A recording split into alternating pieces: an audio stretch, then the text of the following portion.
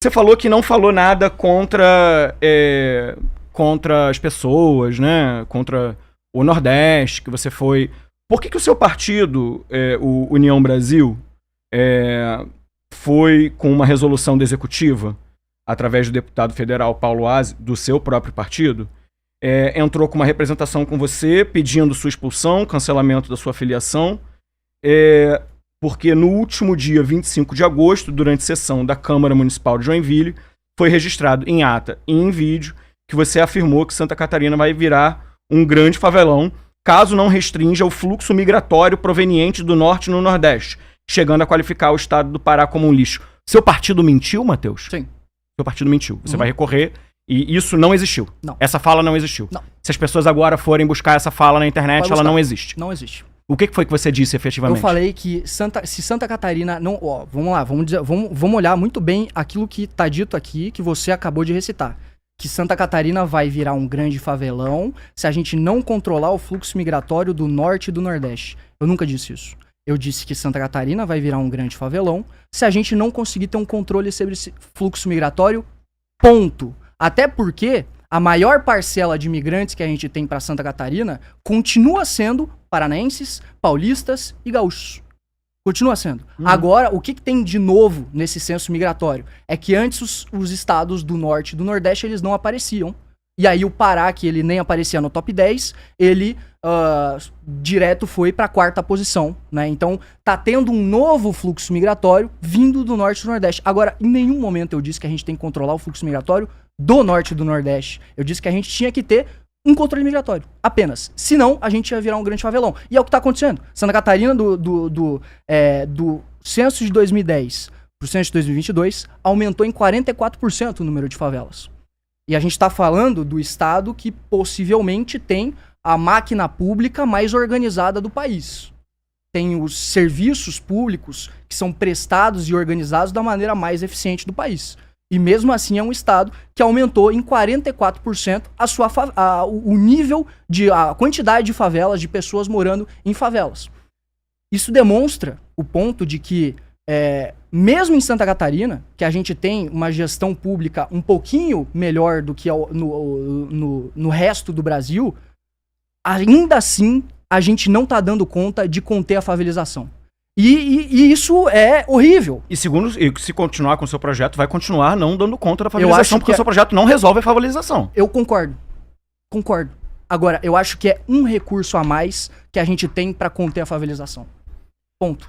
Mas a favelização que já existe, e, repito, tem uma questão de capacidade de gestão que a enorme parte, eu trabalho no Brasil inteiro, a enorme parte, eu diria que 95% dos municípios brasileiros não tem capacidade de gestão para executar algo desta forma.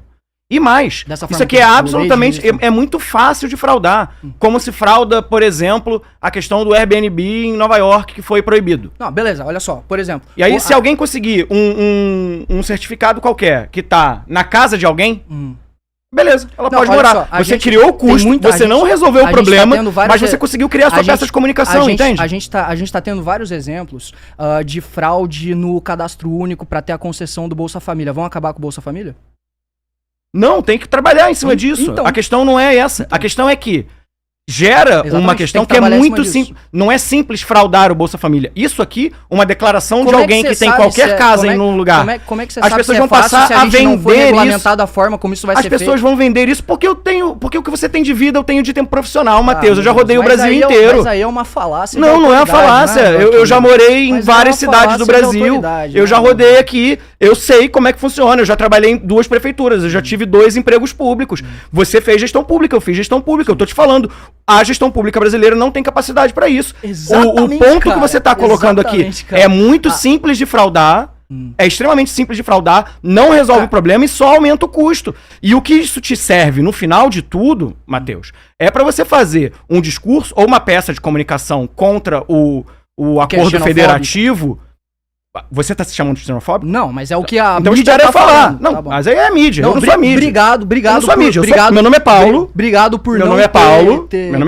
Se eu quiser te chamar de xenofóbico, eu vou te chamar de xenofóbico. Beleza, então. Eu ainda não fiz isso. Ainda que você dizer que o Pará é um lixo, é xenofóbico, se você queria ser chamado xenofóbico, se você fez toda essa armação pra conseguir o corte, eu te chamando de xenofóbico, pra ser mais uma pessoa te chamando de xenofóbico, a sua fala sobre o Pará é extremamente xenofóbica. A sua fala que, mesmo sabendo que a maior parte do fluxo de pessoas que vem do Rio Grande do Sul, que vem de estados do Sul, que vem de São Paulo, que vem do Rio de Janeiro, que vem de outros lugares, e não vem de forma majoritária do Norte e do Nordeste, ao atribuir o problema ao Norte e ao Nordeste, você está sendo xenofóbico. Eu nunca fiz isso. Tá bom, você tá negando e aí depois você vai mostrar para os seus seguidores que você não fez. Eu nunca atribuí o problema. A sua fala é xenofóbica. Quando você fala que o Pará é um lixo, é xenofóbico. Você já disse que falou que o Pará é um lixo. Você negou que o Pará é um lixo? No mesmo vídeo. Você negou essa fala? Não neguei. Xenofóbico. Não demais.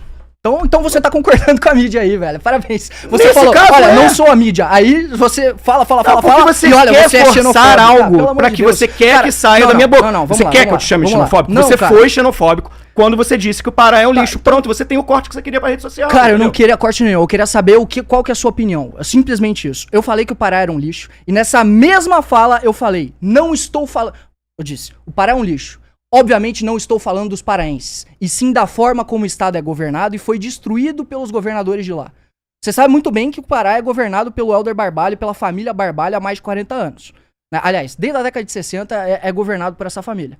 E a gente tá falando de um estado onde a sua capital é 57% favelizada.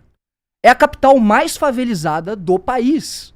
57% da capital de Belém é favelizada. E eu falei justamente sobre todas essas questões porque militantes do MBL de lá vieram me falar, olha, eu moro aqui nessa região favelizada com os ribeirinhos, e os ribeirinhos eles têm o ganha-pão dele com o rio aqui, mas o rio dele tá cheio de merda, porque não tem saneamento básico, porque a gente mora na favela. E nada é resolvido, e a gente fica... E eu utilizei desse projeto justamente para denunciar essa lógica da política brasileira de manter os estados do Norte e do Nordeste na pobreza, que é pela distribuição do fundo de participação dos municípios ou do fundo de participação dos estados, os programas de federais que vão que tem um foco muito maior no Norte e no Nordeste e que nunca resolveram o problema. Mateus, sua peça de comunicação também não resolve o problema do Norte e do Nordeste. Não resolve em nada o problema do Norte e do Nordeste. A minha família fugiu da seca do Ceará na década de 40 e 50. A sua fala hoje impediria a minha família de sair do Ceará, porque não tinha onde ficar no Rio de Janeiro.